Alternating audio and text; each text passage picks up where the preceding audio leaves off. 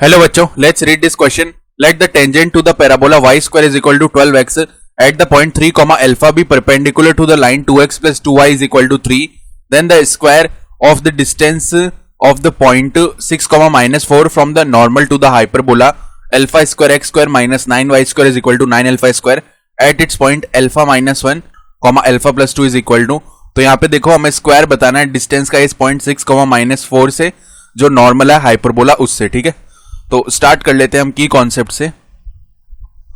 की कॉन्सेप्ट देखो क्या हो जाएगा, हम जानते हैं कि if the distance of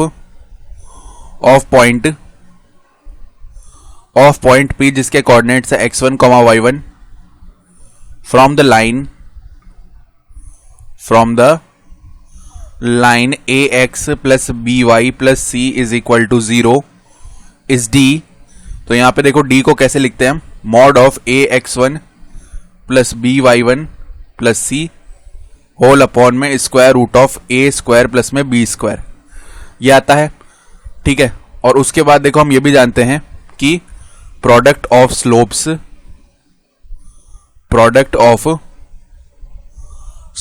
of two perpendicular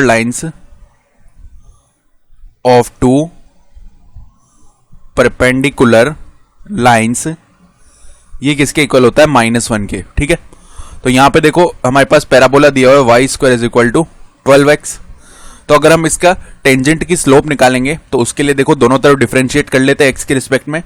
तो वाई स्क्वायर का डिफरेंशिएशन 2y, फिर चेन रूल से y को अगेन डिफरेंशिएट किया तो dy अपॉन dx, 12x का डिफरेंशिएशन 12, यानी इधर से dy अपॉन dx का जो वैल्यू है वो क्या हो जाएगा 12 अपॉन में 2y, ठीक है। यानी ये बन गया 6 अपॉन में y। तो अब ये जो पॉइंट है 3 कॉमा अल्फा ये इस पे लाई कर रहा है। तो अगर हम इस पॉइंट के ऊपर स्लोप निकालेंगे टेंजेंट की 3 कॉमा अल्फा पे, तो वो कितनी आ जानी चाहिए, 6 अपॉन अल्फा, ये आ जाएगी। y की जगह हमने अल्फा रख दिया बस। और उसके बाद जो दूसरी लाइन दी हुई है 2x प्लस 2y, तो इसको तो एक बार के लिए हम m1 बोल लेते हैं, ठीक है। अब जो दूसरी लाइन है 2x plus 2y is equal to 3, अगर हम इसकी स्लोप को m2 बोले तो स्लोप कैसे लिखते हैं, minus of coefficient of x यानी 2 अपॉन में कोफिशिएंट ऑफ y यानी 2, तो ये हो गया -1। तो अब इन दोनों की स्लोप का जो प्रोडक्ट है यानी m1 m2 क्या आना चाहिए, -1 के इक्वल आना चाहिए। इसका मतलब क्या है कि यहाँ पे 6 अपॉन अल्फा मल्टीप्लाई में -1 इज इक्वल टू -1 होना चाहिए, यानी अल्फा का जो वैल्यू है वो कितना आ जाएगा 6। तो अल्फा का वैल्यू 6 आ रहा है, यानी ये पॉइंट क्या बन रहा है 3,6 बन रहा है, सही है। तो अब यहाँ पे देखो जो हाइपरबोला है उसकी इक्वेशन क्या बन जाएगी, हाइपरबोला की इक्वेशन अगर लिखना चाह रहे हैं तो अल्फा स्क्वायर एक्स स्क्वायर, यानी कि अल्फा का वैल्यू तो 6 आया ना, तो 36x स्क्वायर, फिर माइनस में 9y square is equal to कितना बन जाएगा, इज इक्वल टू 9 मल्टीप्लाई में 36, ठीक है। तो अब इस 9 मल्टीप्लाई में 36 को डिवाइड कर देते हैं दोनों साइड, तो कितना बन जाएगा हमारे पास x square upon 9 minus y square upon में 36, सही है, और इज इक्वल टू बन जाएगा 1, ठीक है। तो ये हमारी हो गई पैराबोला की, सॉरी इस हाइपरबोला की इक्वेशन। तो अब हम जानते हैं यहाँ पे कि हमारे पास अगर इस तरीके का हाइपरबोला हो, देखो हाइपरबोला अगर इस तरीके का हो हमारे पास, जिसे हम बोल सकते हैं कि यहाँ पे x square upon a square minus y square upon b square is equal to 1, अगर इस तरीके का हाइपरबोला दिया हुआ है तो इक्वेशन ऑफ नॉर्मल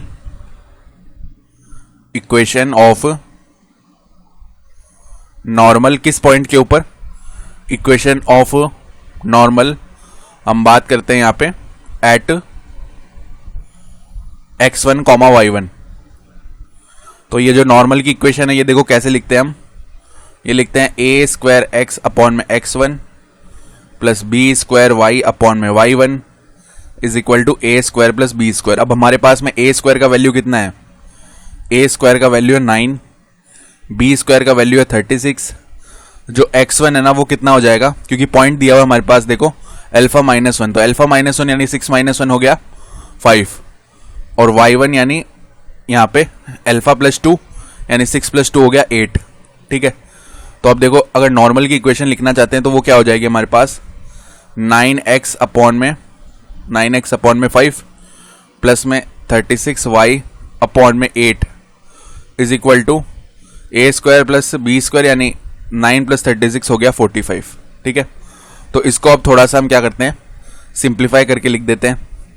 तो कैसे देखो सिंप्लीफाई करेंगे, 4 से डिवाइड करेंगे 9 टाइम्स हो जाएगा और ये 2 टाइम्स हो जाएगा। सही है, अब यहाँ पे एलसीएम ले लेते हैं, वो 10 आ जाएगा।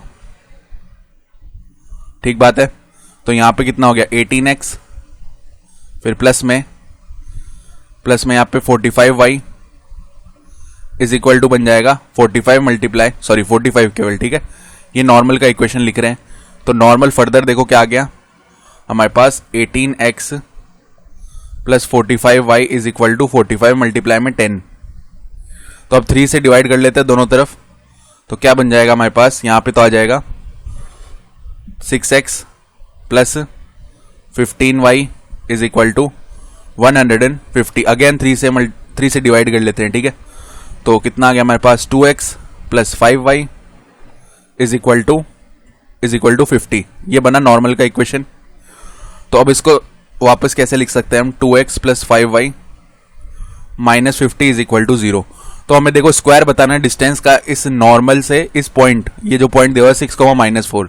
तो पहले तो चलो ये डिस्टेंस लिख लेते हैं। तो डिस्टेंस कितनी आएगी, मॉड ऑफ 2 मल्टीप्लाई में कितना आएगा 6, तो 2 मल्टीप्लाई में 6 होता है 12, फिर 5 मल्टीप्लाई में -4 यानी माइनस का 20 minus 50 all upon square root of 2 का स्क्वायर यानी 4 प्लस 5 का स्क्वायर यानी कि 25। तो ये देखो कितना बन जाएगा, यहाँ पे हम देख सकते हैं कि 12 माइनस 20 यानी -8 और -8 और माइनस का 50 यानी माइनस का 58 मॉड के अंदर है अपॉन स्क्वायर रूट ऑफ 29 यानी d कितना बन गया, ये तो आएगा 58 अपॉन स्क्वायर रूट ऑफ 29। अब हमें डी स्क्वायर निकालना है ना, तो वो किसके इक्वल आएगा 58 मल्टीप्लाई में 58 होल अपॉन में स्क्वायर कर देंगे डिनोमिनेटर में। ठीक है, यहाँ पे 29 बन जाएगा, 29 इसको 2 टाइम्स डिवाइड कर देगा, तो ये जो वैल्यू है हमारे पास ये कितना आ जाएगा 116। तो हमारा रिक्वायर्ड आंसर भी क्या होगा 116। I hope you understood this explanation. Best of luck.